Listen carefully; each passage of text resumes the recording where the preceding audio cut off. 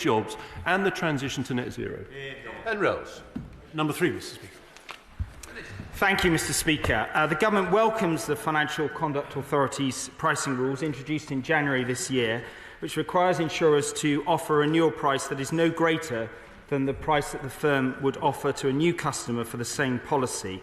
And the Financial Conduct Authority has confirmed that there is no evidence of widespread non-compliance with those rules.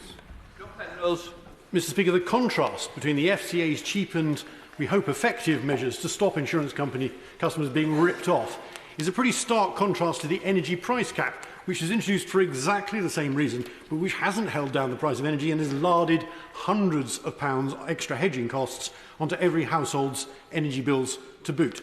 Since the Treasury is spending vast amounts of taxpayers' cash on energy subsidies at the moment, will he speak to the Bay Secretary of State about replacing the failed energy cap with a version of the FCA's much cheaper and more effective approach as soon as energy prices are returning to normal?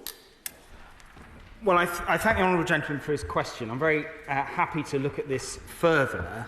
But the Government previously considered but rejected asking Ofgem to implement a relative rather than an absolute price cap in energy markets, which would have similarly prevented energy suppliers from charging those large differentials. It was judged that it was more likely to distort competition in the fixed-term tariff market. But as ever, I'm happy to continue the conversation with him, and I know he will take it up further with the regulator. We now come to SNP spokesman.